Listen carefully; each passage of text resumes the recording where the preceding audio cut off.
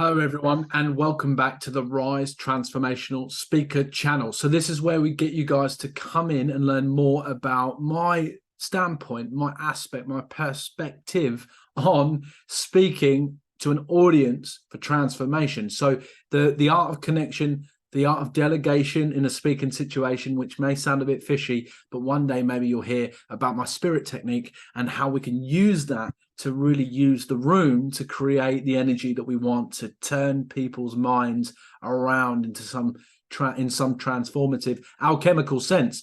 And that's what we really want to do with our speaking if we're aiming for the stars, so to speak.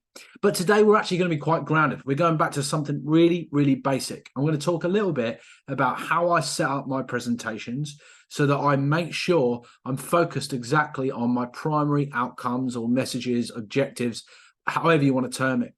Now, there's a little tip. I use Canva a lot, so I'm going to show you in Canva. Really basic show and tell this is, but you can do the same in PowerPoint or any of the other online cloud-based nowadays presentation platforms, and there's plenty out there, and some of them are really, really quite cool. Now, I'm using Canva a lot at the moment, so I'm going to go into Canva and show you a little bit of that. I'm going to look all over my screen like an oddball while I do it. Apologies for that. A little bit of humor goes a long way. But look, here's a blank presentation, nothing special going on here.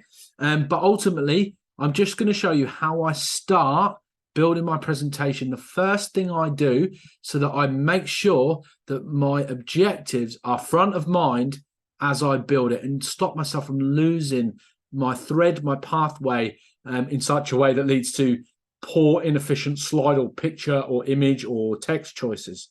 So I'm trying to really make sure that from the get-go, I'm building a presentation that can work in terms of land the messages I want to land and create that transformation I want to create. Now, why do I do this? Because ultimately, any wasted effort or information is overwhelming the audience, or essentially it's kind of noise on the transmission. If we load up the message with too much extra information, it naturally drowns out the key and core information that we want people to take away. So we really need to refine our presentation building process to avoid that, to avoid putting in extraneous information, maybe because we enjoy it, or maybe because we feel like there's not enough coming through and that we need to add a more complex message because for some reason that might be more credible. Any number of reasons why we do these things. Ultimately, probably because we're presenting to ourselves as well. We forget that the audience may not share our level of knowledge or even the level of passion for the particular subject. So the key points are where we need to keep them so that we hold them for the time we have them in engagement in such a way that the messages really land. So without further ado, I'm going to show you the simplest tip in the world that hopefully will improve your presentation craft, because that's a big part of speaking for a lot of us. So write 3 messages, use the funnel down techers. Each slide has a purpose. Notice this. Oh, hang on. What we're going to do here, we're going to take that. We add the E back in later. I'm going to take that. We're going to add it there. We're going to add it there. We're going to add it there. So what am I trying to show you here? So what I do is before I even start my presentation, if I know I've got a 50-minute presentation, I might just chuck out 50 slides ready with my basic background.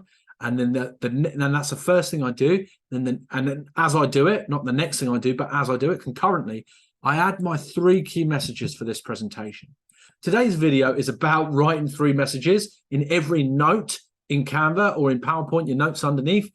We want to write 3 messages because that's my goal today, to get you to write 3 messages to yourself. Use the funnel down techers. What do I mean by that?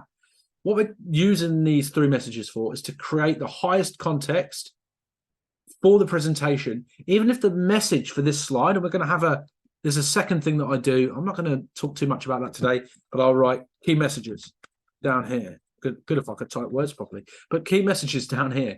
So then I'll just add them in a list format. I'll do that later, but that would be for that particular slide. So that's what my key messages means. But at the top here, I have my highest context, and then I funnel down to my shot glass. I think of these kind of these descending vessels or receptacles. Maybe it's a big fruit bowl, maybe it's a small sort of dish that you serve your dinner in, then like a pasta bowl, then we're down to like a cereal bowl, then we're down to some small ramekin, and then we're down to the shot glass. And that's what I like to think about with my presentation is the information for each slide funneling into the ultimate purpose. That's a very oversimplified way of saying it, but that's essentially what I'm trying to do.